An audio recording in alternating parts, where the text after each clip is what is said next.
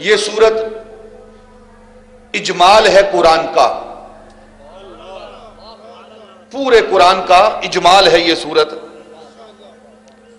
سارے قرآن کی تعلیمات اگر کسی سورت میں 7 جملوں میں بند کر دی گئی ہیں تو وہ سورہ فاتحہ ہے۔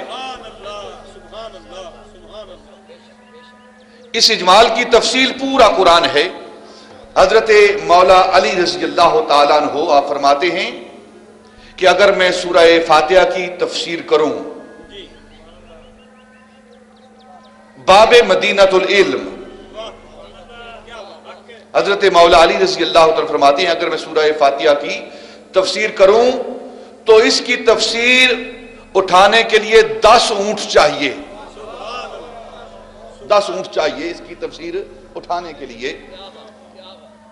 اتنی تفصیل یہ سورت اپنے اندر رکھتی ہے، حقائق سے، معانی سے لبریز، دل آویز سورت۔ حضرت امام حسین رضی اللہ تعالیٰ عنہ جو حضرت علی رضی اللہ تعالیٰ عنہ کے صاحبزادے ہیں، آپ فرماتے ہیں کہ اللہ رب العزت نے جتنی بھی کتابیں آسمان سے نازل فرمائی ہیں، تمام صحائف اور کتابوں کا نچوڑ وہ قرآن ہے، اور پورے قرآن کا نچوڑ سورہ فاتحہ ہے، فاتحہ ہے۔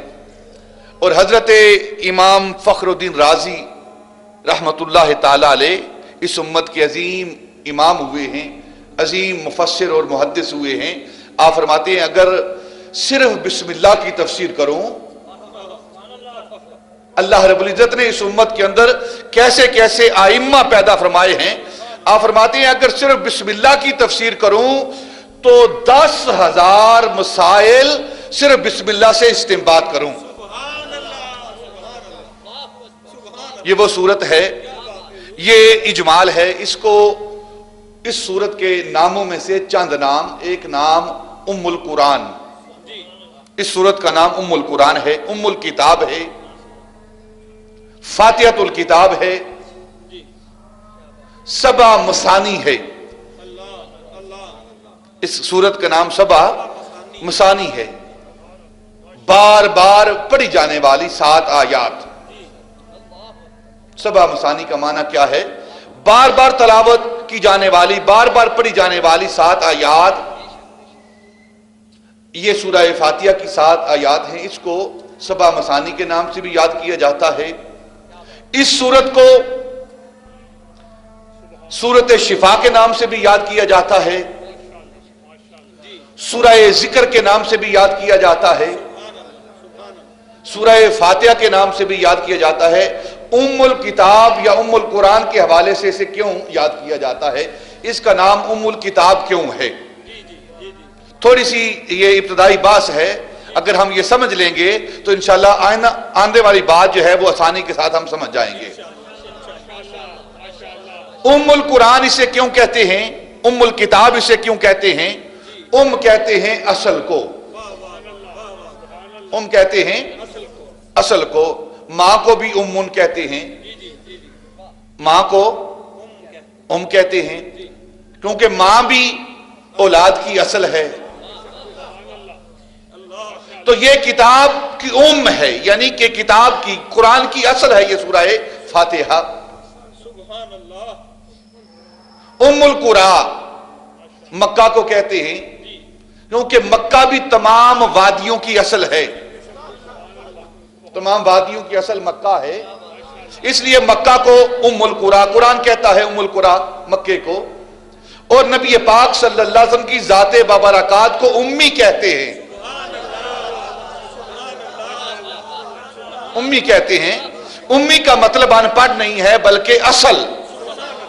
آپ امی نبی ہیں کیا مطلب تمام انبیاء کی اصل ہیں؟ آپ امی ہیں کیا مطلب کہ ساری کائنات کی اصل ذات مصطفیٰ ہے۔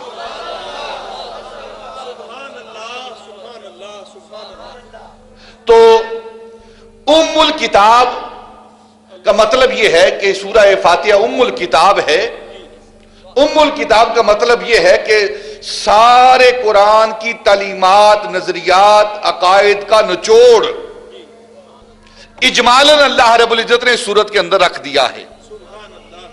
سارے قرآن کے نظریات جو قرآن نے عقائد دیے ہیں، نظریات دیے ہیں، جو قرآن کی تعلیمات ہیں، اجمالی طور پر اس سورت کے اندر درج کر دیے گئے ہیں۔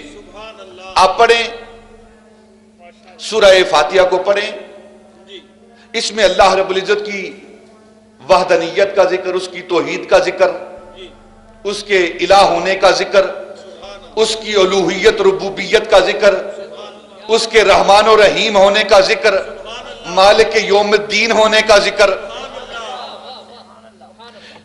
آخرت کا عقیدہ بھی اس کے اندر موجود ہے، اللہ رب العزت کی توحید کا عقیدہ یہ بھی اس کے اندر موجود ہے، حساب و کتاب کا عقیدہ یہ بھی اس کے اندر موجود ہے، صراط مستقیم یہ بھی اس کے اندر موجود ہے، اور وہ ہستیاں، وہ ذاتیں جو انعام یافتہ ہیں ان کا ذکر بھی اس سورت کے اندر موجود ہے۔ انعم اللہ علیہم من النبیین والصدیقین والشہداء والصالحین، جو اسی سورت کی تفصیل ہے وہ بھی اس سورت کے اندر موجود ہے۔ اور پھر تصور عبادت اور تصور استعانت، تصور عبادت اور تصور استعانت اجمالی طور پر اس سورت کے اندر موجود ہے۔